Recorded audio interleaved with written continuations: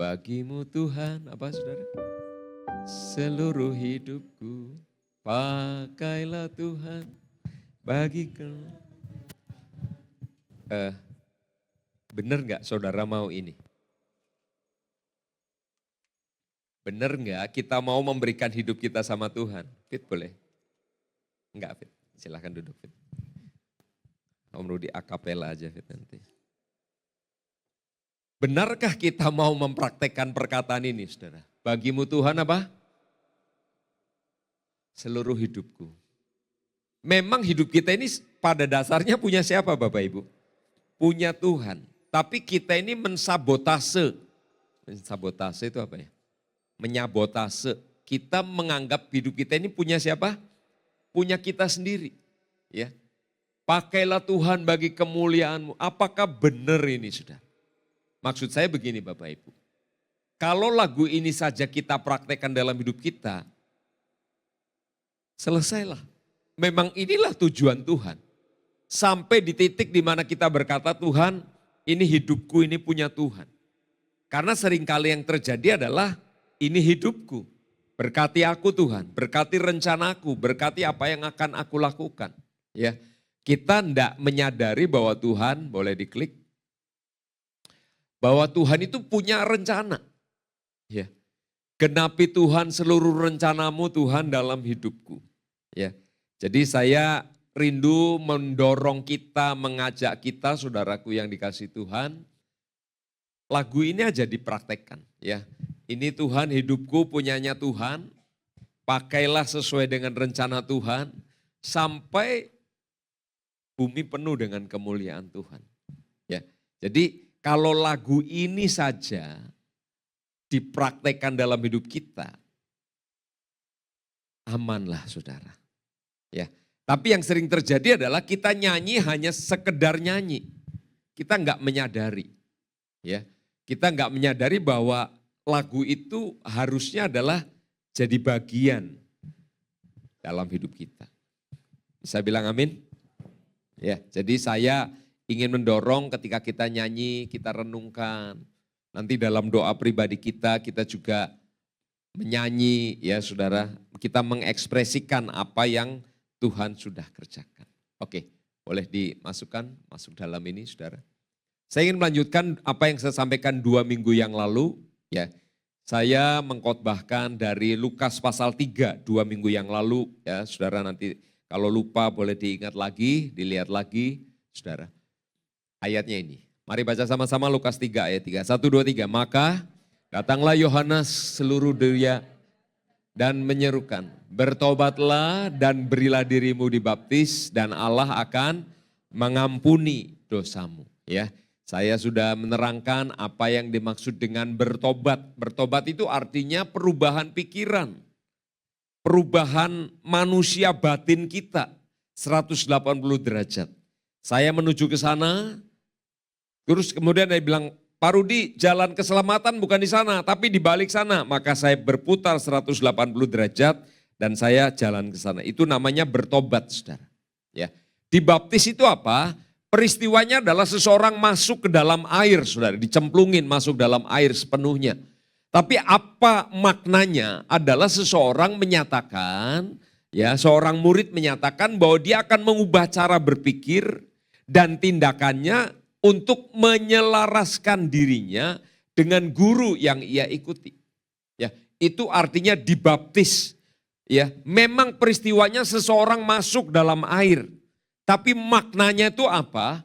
Hidup yang lama pure, dikuburkan. Lalu ketika diangkat, maka hidup yang baru, hidup yang selaras dengan Tuhan. Tentu ini tidak sehari, 2 hari, sebulan, 2 bulan, setahun, 2 tahun saudara.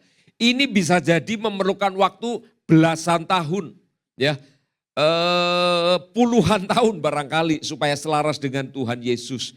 Tapi sekali lagi Tuhan Yesus sabar atas kita, amin Bapak Ibu. Hidup kita yang disebut dengan hidup kekristenan jangan hanya dipandang sebagai ibadah orang Kristen saja. Tapi keseluruhan hidup kita ini kita tadi saudara. Pada akhirnya kita akan berkata, Tuhan inilah hidupku pakai untuk kemuliaan-Mu. Ya, pada akhirnya Tuhan mau saudara dan saya nyampe di sana. Nah, dari ayat ini saudara yang belum dibahas adalah mengenai pengampunan. Hari ini temanya adalah pengampunan yang memerdekakan. Pengampunan yang memerdekakan. Apa temanya? Oke, masih ingat ya? Oke, saya akan cerita dari awal mula manusia di Taman Eden, saudara. Tuhan punya kerajaan namanya kerajaan sorga. Kerajaan sorga itu ada di sorga. Tapi pengaruhnya ada juga di atas bumi ketika Tuhan ciptakan. Nah, yang warna hijau ini adalah gambaran dari kerajaan Allah, saudara ya. Yang warna hijau, Tuhan buat sebuah taman, namanya Taman Eden. Taruh di sana semua fasilitas untuk hidup manusia. Ada oksigen, ada air, ada semua segala sesuatu, tanaman dan lain sebagainya. Dan kemudian Tuhan ciptakan Adam. Dari Adam juga dibentuklah Hawa. Adam dan Hawa hidup dengan bahagia, saudara. Semua kebutuhannya ada di sana di Taman Eden.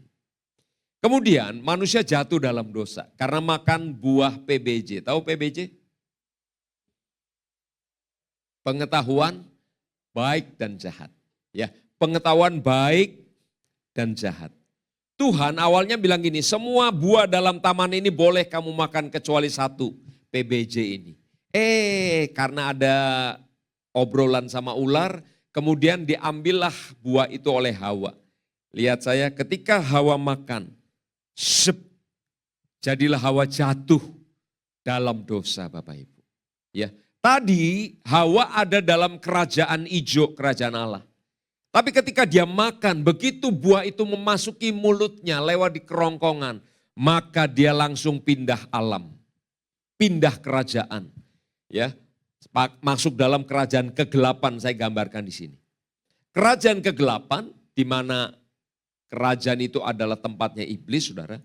Itu besarannya sama kerajaan Allah tidak sama besar. Itu adalah kerajaan yang kecil saja. Tapi kerajaan kecil ini karena berhasil mempengaruhi pola pikir manusia. Awalnya tidak ngambil buah itu, tapi kemudian dia ambil buah itu, maka Hawa masuk ke sana. Adam belum masuk, kemudian Hawa menyodorkan. Orang yang tinggal di kerajaan kegelapan dan kerajaan sorga, itu sama-sama bersanding, tinggal di RT yang sama, tinggal di rumah yang sama. Kemudian Hawa menyodorkan. Makanlah bang. Dasar orang berdosa, pengen gak dosa sendirian, dia ngajak orang, maka Adam menerima. Ini yang agak mengherankan. Menjadi misteri bagi para peneliti Alkitab. Kenapa Adam, yang tahu bahwa Hawa sudah jatuh dalam dosa, dia juga menerima buah itu dan memakannya. Ya. Dan ketika dia makan, seketika Adam juga masuk ke dalam kerajaan ini. Sampai di sini nangkep Bapak Ibu. Ya. Dan bukan hanya mereka ada di dalam dosa, ini mukanya sengaja saya kasih hitam-hitam, tapi sebetulnya sekujur tubuhnya juga hitam. Dosa masuk dalam hidup mereka. Mereka masuk dalam kerajaan dosa, dosa masuk dalam kehidupan mereka. Sampai di sini bisa nangkep Bapak Ibu? Dan ketika dosa masuk, mereka sedang berkata kepada Tuhan, kami tak perlu Tuhan. Mereka namanya memberontak pada Tuhan. Dan sekarang mereka ada di dalam kerajaan yang beroposisi dengan kerajaan Tuhan. Yaitu kerajaan kegelapan. Ya, oke, saya harap Anda nangkep. Saya zoom. Kelihatan bahwa manusia itu pikirannya gelap. Rohnya gelap, saudara. Ya, dan kemudian hati manusia jadi gelap. Dan dari hati yang gelap karena berdosa, muncullah semua perbuatan-perbuatan yang Anda lihat di Google, di berita-berita. Ya, zaman dulu sebelum tahun 2000 di koran pos kota, kalau Anda baca koran pos kota. Ya, itu kalau dicelupin darah semua itu di sana sudah ke dalam air. Semuanya jadi gelap. Kenapa? Karena dosa masuk dalam kehidupan manusia. Ya. Lalu dalam perjalanan sejarah kita mendengar Injil. Lalu dari mendengar Injil ada pertobatan. Apa itu bertobat? Bertobat itu apa? Perubahan pikiran 180 derajat. Perubahan manusia batin 180 derajat. Ketika orang dengar khotbah, dengar Injil, seseorang bersaksi maka bertobat. Ya. Nah, ketika orang bertobat Bapak Ibu, maka orang itu keluar dari kerajaan kegelapan lalu masuk dalam kerajaan terang. Bisa nangkep ya? Nah, apa yang saya gambarkan dengan warna hijau-hijau ini bukan cuma kehidupan Adam dan Hawa. Itu adalah saya dan saudara. Ya. Jadi saya nggak khotbah manusia purba yang hidup ribuan tahun yang lalu, tapi saya sedang mengkhotbahkan, menceritakan hidup kita. Ya, kita di dalam kerajaan kegelapan karena keturunan Adam dan Hawa, saudara. Tapi kemudian kita mendengar Injil, lalu kita bertobat dan keluar dari sana. Sampai di sini nangkap?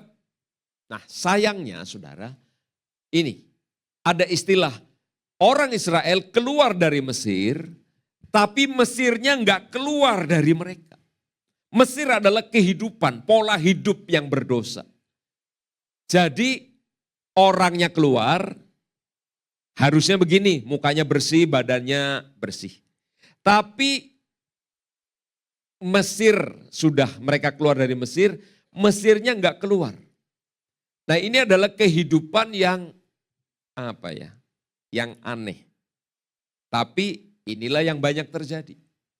Ketika orang dalam kondisi ini saudara, Mesirnya enggak keluar, pikirannya, memorinya masih berdosa, maka tunggu sampai ada pemicu, sedikit pemicu, lalu orang ini akan mulai berbuat dosa. Ya, apa saja pemicu yang dari luar. Perjalanan orang Israel ketika mereka keluar, nggak ada makanan, nggak ada minuman, langsung komplain, langsung marah. Marah sama Musa, emang nggak ada kuburan di Mesir, kami nggak punya apa-apa, kami betapa banyak makan di sana, gratis semuanya. Makan gratis, sekarang di Indonesia ada makan gratis juga. Makan mentimun, bawang pre, semuanya enak, segar. Kami di sini nggak ada makanan, ada juga makanan hambar ini, yaitu mana.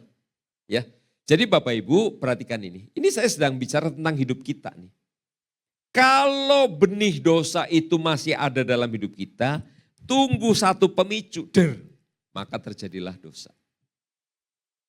Ya, oke, mari dari Kolose 1 ayat 13-14. Baca sama-sama 1, 2, 3. Ia telah melepaskan kita dari kuasa kegelapan dan memindahkan kita ke dalam kerajaan anak yang kekasih. Di dalam Dia kita memiliki penebusan kita, yaitu pengampunan dosa. Oke, pelan-pelan. Kita sedang dalam seri khotbah kerajaan. Kita warga apa Bapak Ibu? Kita warga apa? Kerajaan sorga, kerajaan Allah. Amin. Amin. Benar? Sejak bulan Maret saya mengkhotbahkan tentang kerajaan sorga. Saya rindu bahwa ini bukan sebuah khotbah yang bagus atau khotbah yang enggak bagus. Tapi saya ingin ini adalah sebuah perjalanan hidup kita. Saudara. Orang Israel keluar dari Mesir itu ada dalam perjalanan padang gurun. Lihat saya.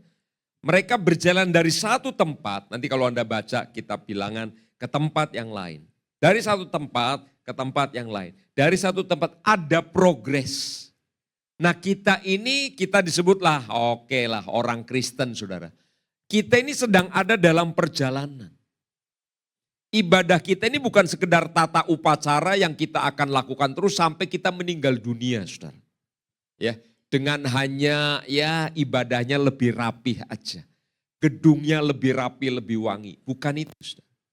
Tapi kita ini perlu menyadari bahwa kita ini dulu adalah warga Mesir, budak-budak dosa yang dikeluarkan oleh Tuhan dalam tuntunan Musa, lalu kita sekarang dalam perjalanan.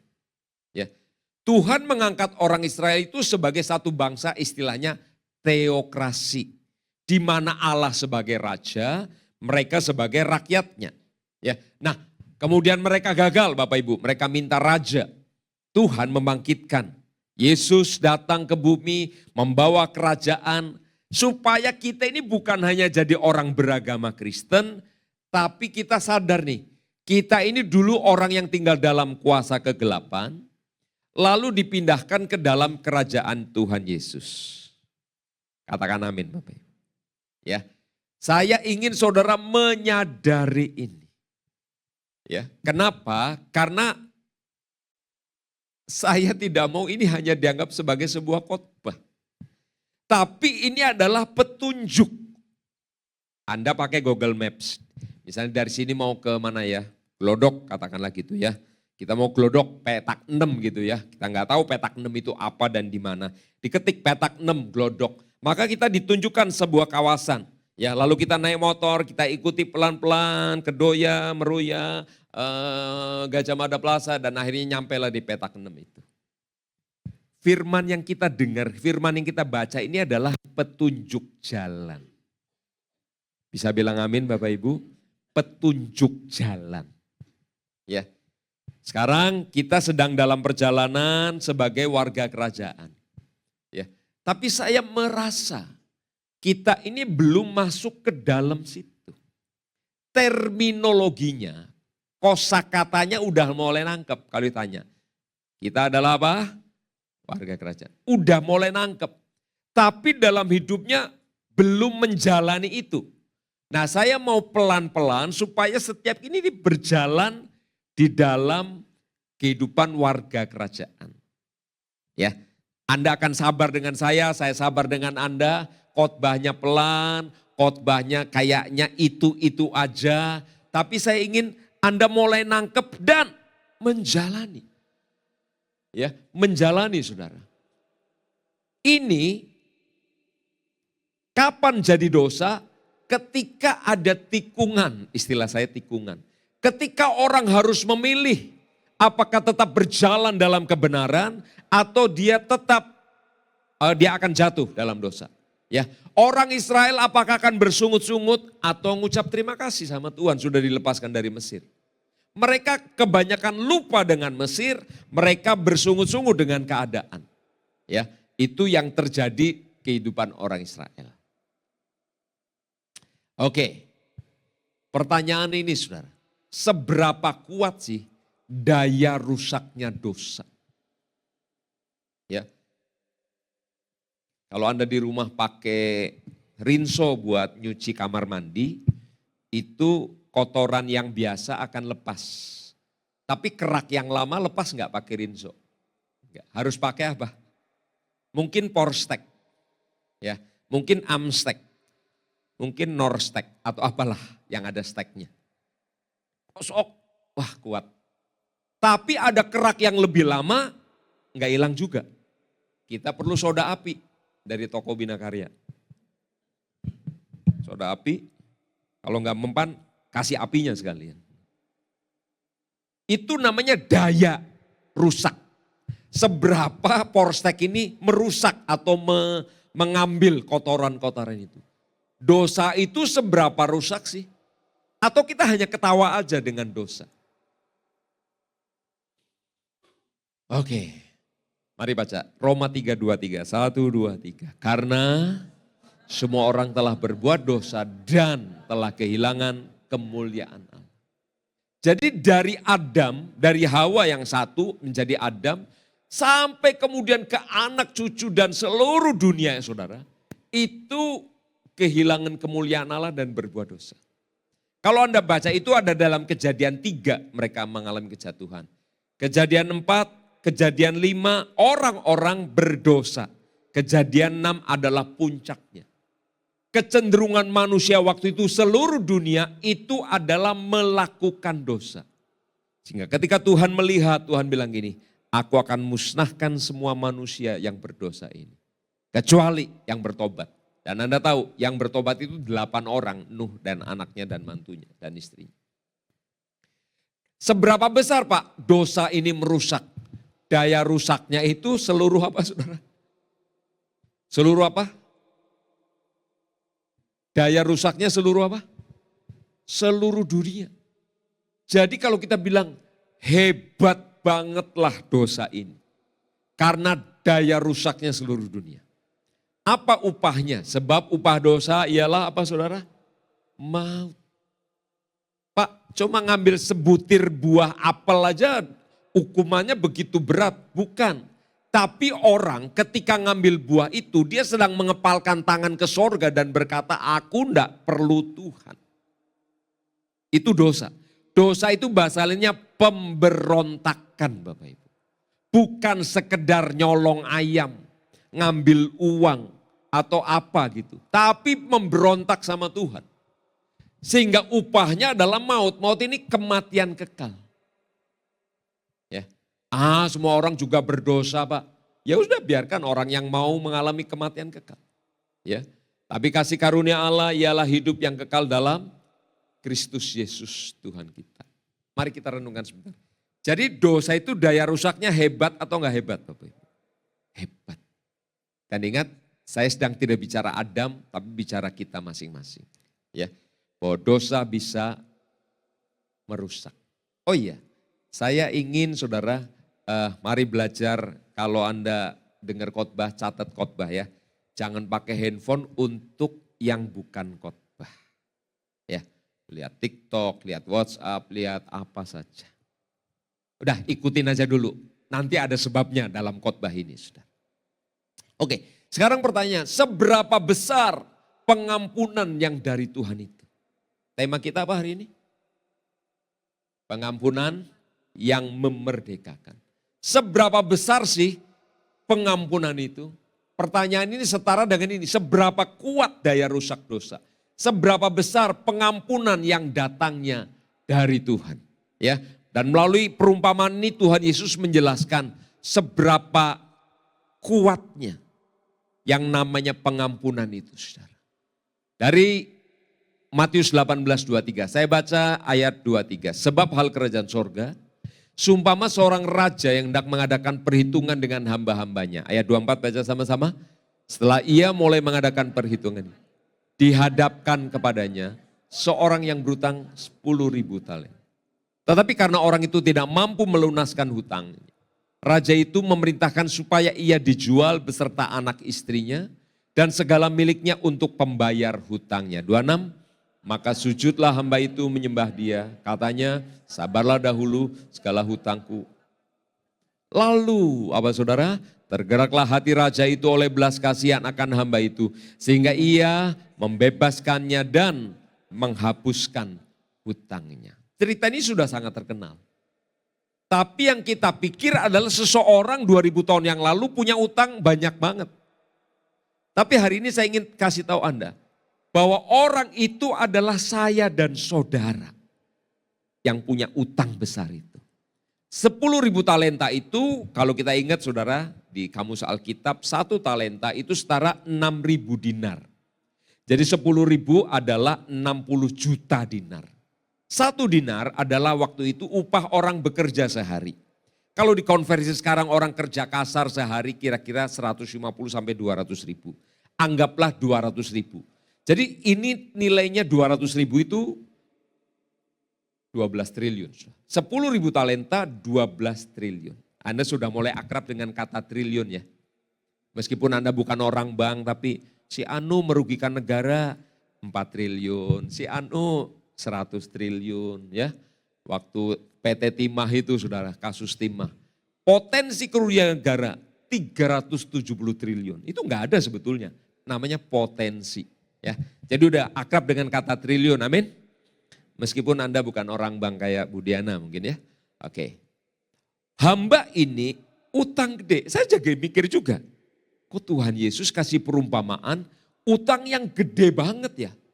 Nggak mungkin kalau dia cuma utang kartu kredit, utang konsumsi, dia makan sampai habis triliunan, nggak mungkin. Ya, jadi ini adalah hamba yang dipercaya oleh tuannya. Oke, dia utangnya banyak. Nah karena ketika si raja mulai mengaudit didapati utang ini gede banget, hamba itu lalu disuruh menghadap. Gimana pertanggungjawabanmu? Dia nggak bisa menjawab saudara. Kemudian raja minta supaya ia dijual. Dia, istrinya, anaknya dijual juga nggak akan sanggup membayar utang itu. Lalu hamba itu sujud menyembah dia. Ya, sabarlah ya Tuanku, nanti utangnya kulunaskan. Raja ini tahu nggak? Hamba ini nggak mungkin melunasi hutang. Ya. Hutang ini saudara perhatikan, ini adalah senilai yang tadi, dosa tadi. Oke. Terus di sisi yang lain, raja itu punya hati yang mengasihi hamba itu, lalu hatinya tergerak oleh belas kasihan, sehingga ia membebaskan, menghapuskan hutang dari hamba itu. Ya, kira-kira hamba ini lega apa enggak lega Bapak? Di Indonesia ada beberapa kasus ya, pejabat kemudian maju dalam persidangan, kemudian dinyatakan bersalah, kemudian Pak Presiden memberikan apa itu istilahnya? Amnesti. Oke, dibebaskan. Sudah. Ya. Dari yang tinggal di penjara kemudian dibebaskan pulang ke rumahnya, lega apa enggak lega? Ya, kira-kira itu adalah perasaan orang yang dibebaskan Bapak Ibu. Ya, dan yang kita bicarakan adalah diri kita masing-masing hari ini di hadapan Tuhan. Kita ini akibat dosa punya hutang yang begitu besar, begitu banyak. Tapi Tuhan Yesus membebaskan kita dengan cara apa Bapak Ibu? Dengan cara ini, karya salib. Ya. Dari Kolose 2 ayat 13-14, mari baca sama-sama. 1, 2, 3. Kamu juga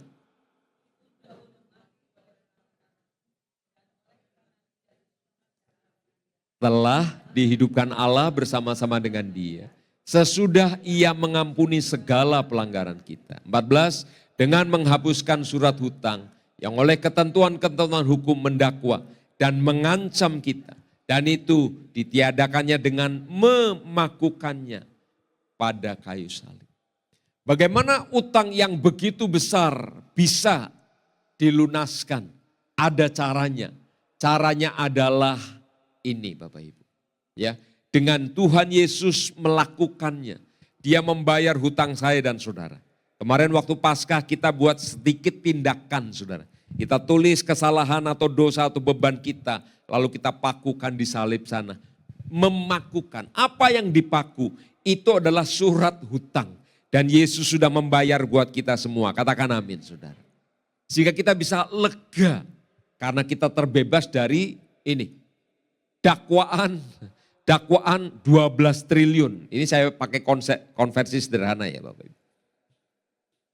Kemudian hamba yang tadi keluar, lihat temennya utang 100 dinar. Kira-kira 100 dinar itu 10 juta sampai 20 juta rupiah.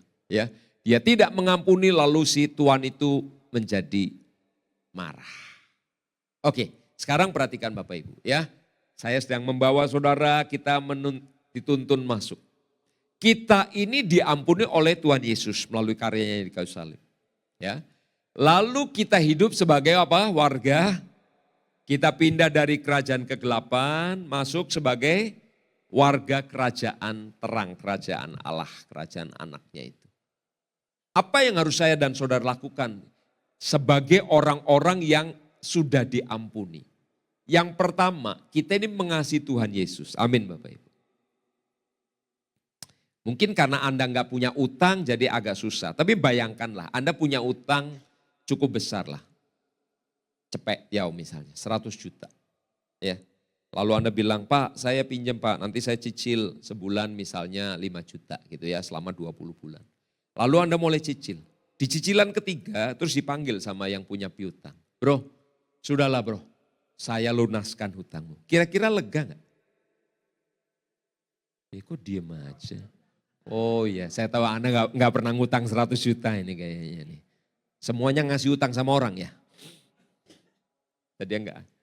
Lega banget Bapak Ibu. Harusnya masih ada kewajiban 17 bulan. Tiba-tiba itu dikasih kebebasan. Kira-kira Anda mengasihi enggak orang yang kasih kebebasan utang tadi? Atau Anda cuek aja, thank you ya, makasih. Dari dulu kek. Itu namanya kurang ekor. Iya Anda pasti, aduh terima kasih. Kalau Anda jago bikin makanan, Anda akan bikin makanan dia tiap hari. Sampai dia bosan, dia bilang udah nggak usah deh, udah bosan. Ya.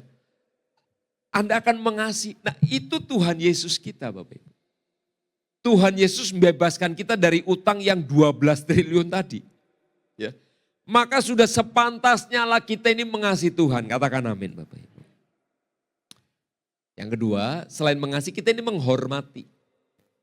Ya, tadi saya ngomong soal handphone, saudara. Kalau saya ngobrol sama Pak Daniel Rejono, sambil saya main handphone. Ya Pak Daniel ya, gini. Apa tadi Pak? Oh iya, yang sakit ya. Kira-kira itu tanda saya menghormati enggak? Tidak menghormati. Makanya saya ngomong soal handphone, udah lama saya nggak ngomong handphone. Karena ada orang bilang, Pak ngomong handphone terus jengkel kami Pak. Oh iya deh. Jadi sekian lama. Tapi hari ini saya mau kasih tahu, kenapa orang main handphone?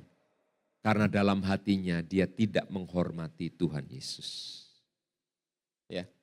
Mungkin kelihatan sepele, ya Pak saya lagi nunggu istri saya mau melahirkan. Oh ya, yang nunggu istrinya melahirkan boleh pegang handphone. Ya, udah bukaan 4, boleh standby handphonenya. Bukaan 3, jangan dulu. Begitu bukaan 4, Anda boleh standby. Kalau di luar itu, ini tandanya ini.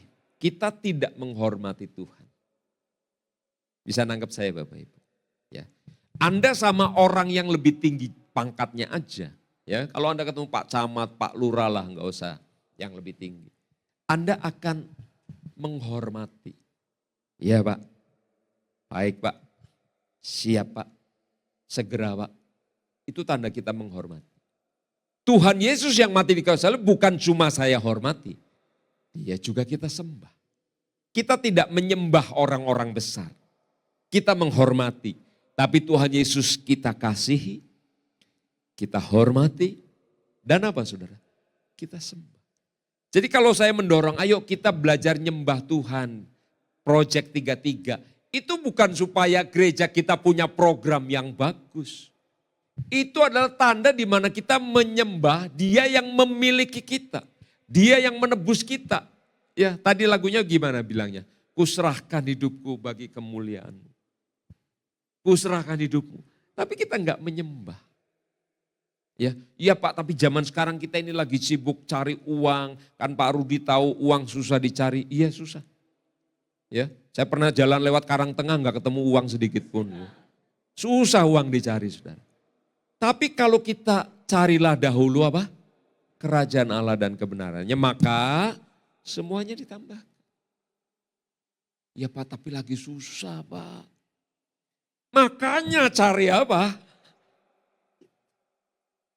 Ya, jadi jangan muter-muter Bapak Ibu.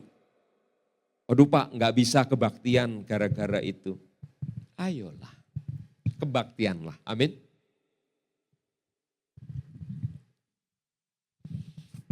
Ayo, nanti kalau ada teman yang gak ibadah beberapa waktu ini, ya ini lagi susah lagi ini, paksalah ibadah.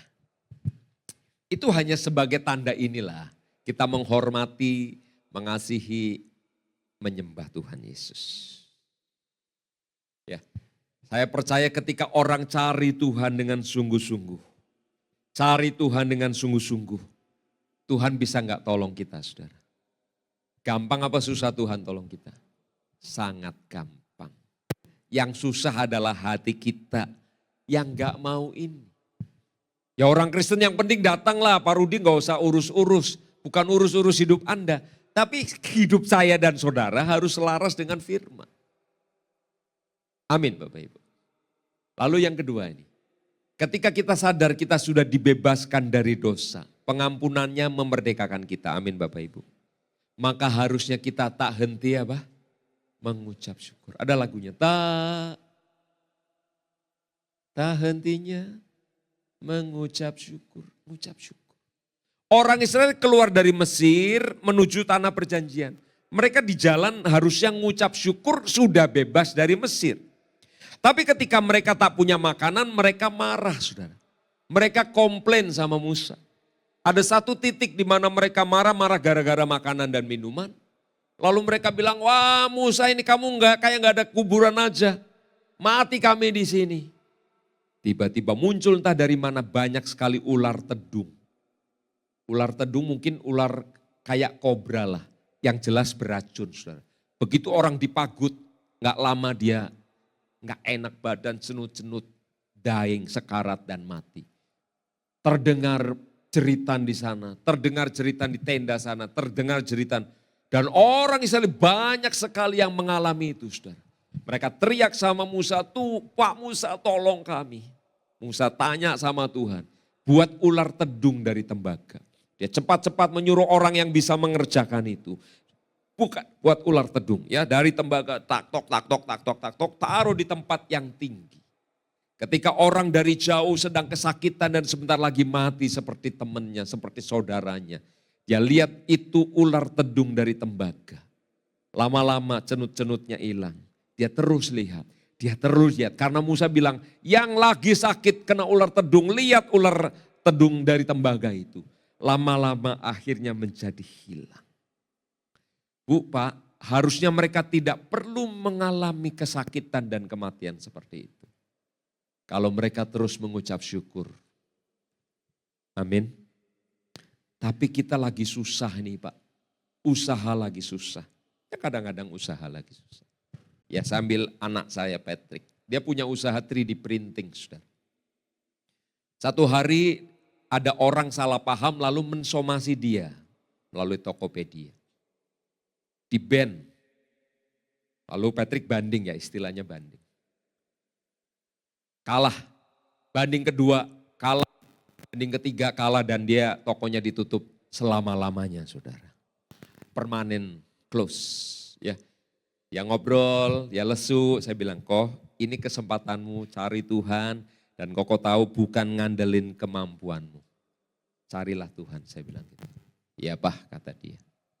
Bu Pak, tak hentinya apa saudara? Mengucap syukur. Tapi lagi susah Pak, lihat ini. Sebagai warga kerajaan, ketika kesusahan itu datang, bukan kita punya semacam pembenaran untuk bersungut-sungut. Itu adalah titik atau tikungan di mana Anda bangkit dalam kuasa roh, lalu Anda mulai menyatakan, mengatakan kondisi apa yang Anda mau supaya terjadi. Ya dompetnya penuh Pak, ya ngomong aja. Rekeningnya bertumpuk-tumpuk Pak, ya ngomong aja. Punya emas 74 kilo Pak, ya kan ada jalannya. Maksudnya gini, kebutuhannya apa? Ngomonglah, Tuhan aku punya kebutuhan 1,2 juta Tuhan buat bayar sekolah anakku 3 bulan. Aku percaya 1,2 juta itu akan terjadi. Jadi bukannya saudara marah dan mengumpat, lalu meninggalkan gereja, meninggalkan Tuhan, justru mengucap syukur. Lalu bangkit dalam kuasa roh, perhatikan kata-kata ini saudara. Bangkit dalam kuasa roh, Roh Kudus, lalu Anda mulai mengatakan, menyatakan apa situasi yang Anda inginkan. Karena Tuhan berkata, apa yang kau ikat di dunia akan terikat di surga. Apa yang kau lepaskan di dunia akan terlepas. Alah, saya juga sering gitu Pak, enggak terjadi apa-apa. Ngomongnya yang mantap bro. Ngomongnya yang mantap ibu-ibu, sister-sister. Apa yang kau ikat ibu Mintri? Apa yang kau? Apalagi dipengaruhi yang kemarin enggak terjadi apa-apa. Sebulan yang lalu enggak jadi apa-apa. Akhirnya kita minjem ke pinjol. Ini contohnya misalnya. Dan sekarang lagi dikejar-kejar. Bapak Ibu perhatikan. Bangkit dalam kuasa roh di sebuah tikungan. Ingat ular tedung itu sudah. Ya, ketika Anda mulai marah, mau mulai marah, ingat ular tedung. Anda harus, oh bukan seharusnya saya melakukan itu. Justru kita mulai mengucap syukur, Tuhan terima kasih. Aku sudah dibebaskan dari dosa. Aku sudah keluar dari Mesir. Dan sebagai warga kerajaan Allah, aku katakan. Apa situasi yang Anda mau usir pergi? Aku katakan semua ini pergi, ini pergi, ini pergi. Lalu apa yang Anda harapkan datang? Anda perintahkan untuk datang. Bisa bilang amin? Lakukan ini, amin Bapak Ibu. Jangan saya dengar lagi ada orang bersungut-sungut di GB Metro Permata. Tak hentinya apa? Mengucap syukur, terus mengucap syukur, mengucap syukur. Ini sekarang saya lagi lapar juga mengucap syukur. Lagi lapar tapi tetap kuat berdiri saudara. Ya. Tak hentinya apa? Mengucap syukur. Ya. setelah Anda dengar khotbah ini, akan ada tikungan-tikungan yang lain. Di mana saudara bisa berhasil menyatakan kuasa Tuhan atau jatuh dalam dosa. Ya, titik itu jangan lupa saudara, kita sudah dilepaskan oleh Tuhan, ngucap syukur, ingat ular tedung. Ya, ingat ular tedung. Dan nanti Yesus memakai peristiwa itu untuk menjelaskan kedatangannya. Seperti ular tedung itu, ular tembaga itu ditinggikan. Demikianlah anak manusia ditinggikan. Sehingga barang siapa yang percaya kepadanya tidak binasa melainkan beroleh hidup yang kekal. Yang ketiga, sebagai orang yang sudah berjalan dalam pengampunan, kita perlu mengampuni orang lain. Ya, mengampuni orang lain. Utangnya berapa tadi? 10 juta. Kita utangnya berapa? 12 triliun. Gak ada bandingannya. Ya saudara. Pak, kita ngampuni 490 kali Pak, 70. Ya, kaliin aja. 490 kali 10 juta berapa? Masih di bawah 10 triliun. Oke, nanti kita bahas lain kali saudara. Yang keempat, hidup dalam apa ini saudara? Pertobatan. Ya, hidup dalam apa? Pertobatan. Ketika saya dan saudara diampuni, kita tahu kita sedang berjalan. Kita masih hidup di bumi. Mereka orang Israel masih hidup di padang gurun saudara, dalam perjalanan. Dan ketika mereka berdosa, perhatikan, ketika mereka berdosa maka satu persatu orang itu meninggal. Sebelum dosa mereka terus berjalan. Siang malam jalan mereka dalam kondisi yang sehat. Sekarang sebagai warga kerajaan Allah, mari hidup dalam pertobatan. Ini tentu saudara tetap ada urusannya dalam mengasihi dan menghormati Tuhan Yesus. Bisa katakan amin? Ya, Anda mungkin nanya, ini boleh enggak sih Pak? Ini boleh enggak Bu? Ini boleh enggak Pak Ketua Kul? Ini boleh enggak Ibu Ketua Kul? Anda awalnya nanya, tapi nanti ke depan Anda mulai namanya sense kita. Apa ya, naluri kita mulai muncul saudara. Ya, sense of teologi kita mulai muncul. Iya ya, kalau saya lakukan ini rasanya Tuhan tidak berkenan. Ketika kita merasa rasanya Tuhan tidak berkenan, ya sudah jangan lakukan. Rasanya Tuhan mau saya lakukan ini, kerjakan. Itulah yang namanya hidup dalam pertobatan. Fotolah ini Bapak Ibu, terapkan nanti dalam hidup kita masing-masing. Dan ketika kita melakukannya, pemusik boleh naik ke depan. Ketika kita melakukan beberapa hal ini saudara, ya. Kita melakukan sambil jangan lupa kita terus bersaksi. Katakan amin Bapak Ibu. Ya, terus bersaksi sampai Tuhan Yesus datang. Ya, saya belakangan agak kurang menyaksikan apa yang saya lakukan, tapi saya terus menginjil Bapak Ibu. Di jalan-jalan saya mendoakan orang. Saya memuridkan, saya pernah ngomong saya memuridkan. Memuridkan dalam arti saya terkoneksi dengan orang lalu saya memberikan masukan-masukan. Ya, kalau Anda lihat di rumah Pak Jerry situ ada orang yang jualan kopi keliling ibu-ibu. Saya suka nongkrong di situ. Ngobrol, ya. Dulu saya tawarin doa, sekarang dia yang minta doa. Pak Rudi doakan saya ya. Kadang saya doa langsung, kadang enggak langsung. Yang nyukur saya, ya. Saya doakan, ya. Tadi malam saya cukur, dia bilang, "Pak Rudi doain saya ya." Ya, jadi saya memuridkan mereka. Saya enggak mereka maksa untuk pindah agama, bukan itu sudah. Tapi kita melakukan karena kita mengasihi Tuhan dan kita hidup di dalam Tuhan. Amin. Mari bangkit berdiri Bapak Ibu.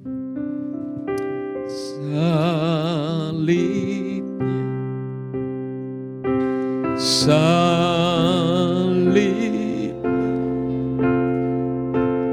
teramat mulia,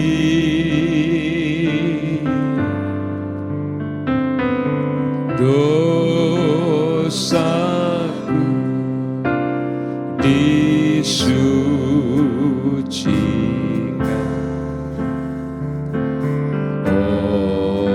oleh darah Yesus.